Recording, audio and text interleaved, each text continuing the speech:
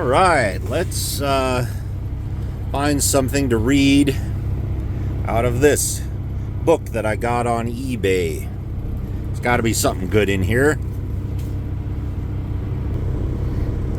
All right, this one seems interesting and it's not particularly long. It's called Warm River by Erskine Caldwell. And this is my bookmark that Happy Tiger gave to me. A bookmark with sentimental value for her. It's made out of metal, so it's very sturdy. The driver stopped at the suspended footbridge and pointed out to me the house across the river. I paid him the quarter fare for the ride from the station, 2 miles away, and stepped from the car. After he had gone, I was alone with the chill night and the star-pointed lights twinkling in the valley and the broad green river flowing warm below me. All around me, the mountains rose like black clouds in the night, and only by looking straight heavenward could I see anything of the dim afterglow of sunset. The creaking footbridge swayed with the rhythm of my stride, and the momentum of its swing soon overcame my pace. Only by walking faster and faster could I cling to the pendulum as it swung in its wide arc over the river. When I at last could see the other side, where the mountain came down abruptly and slid under the warm water, I gripped my handbag tighter and ran with all my might. Even then, even after my feet had crunched upon the gravel path, I was afraid. I knew that by day I might walk the bridge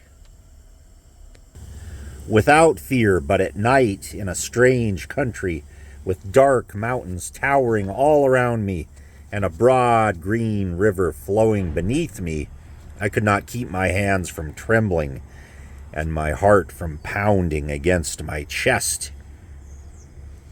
I found the house easily and laughed at myself for having run from the river. The house was the first one to come upon after leaving the footbridge, and even if I should have missed it, Gretchen would have called me.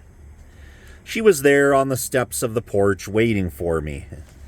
Oh, it looks like I'm loaded now.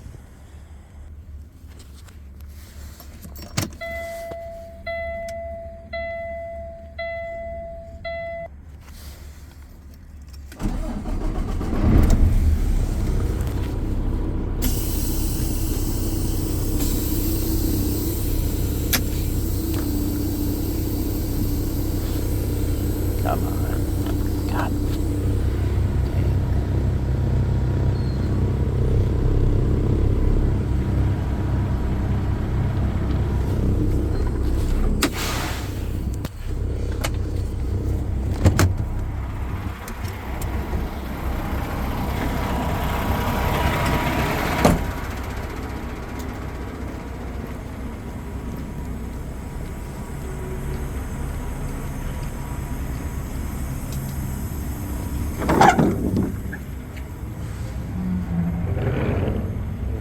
Okay. They said they were going to load me with something.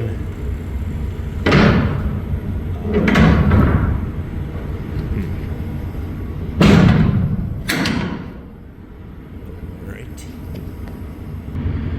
From the looks of that, that's something that does not require paperwork, in my estimation.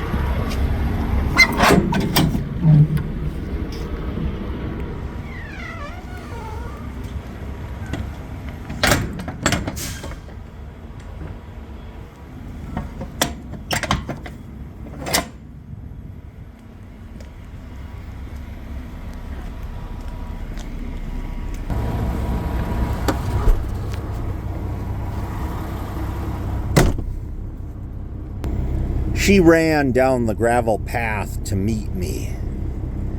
Did the footbridge frighten you, Richard? She asked excitedly, holding my arm with both of her hands and guiding me up the path to the house.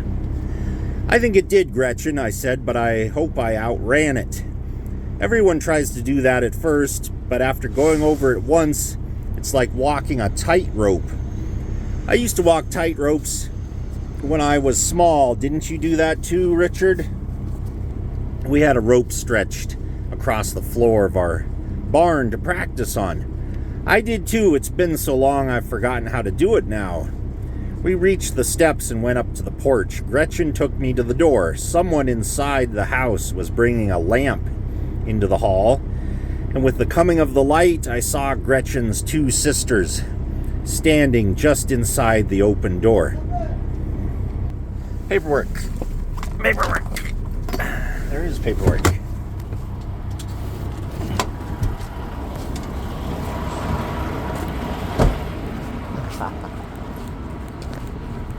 Sorry, I was figuring there wasn't going to be paperwork since it's just a couple, but no, that's cool.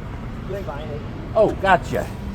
Let's see. I mean, it would have been no big deal, but just to be on the safe side. Oh, sure. Well, we want to get paid so we can make money.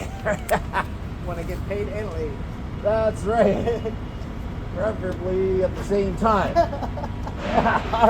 Oh, I'll take the two. Yeah. All right.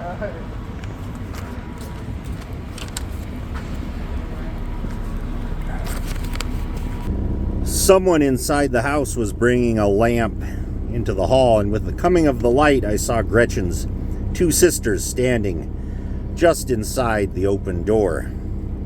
This is my little sister Anne, Gretchen said, and this is Mary. I spoke to them in the semi-darkness and went on into the hall. Gretchen's father was standing beside a table holding the lamp a little to one side so that he could see my face. I had not met him before. This is my father, Gretchen said. He was afraid you wouldn't be able to find our house in the dark.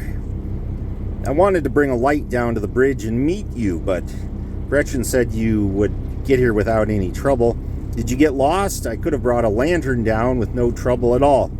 I shook hands with him and told him how easily I had found the place. The hack driver pointed out to me the house from the other side of the river, and I never once took my eyes from the light. If I had lost sight of the light, I'd probably be stumbling around somewhere now in the dark down there, getting ready to fall into the water. He laughed at me for being afraid of the river. And we'll leave it there for now, because now it's time to hit the road. Thanks for watching.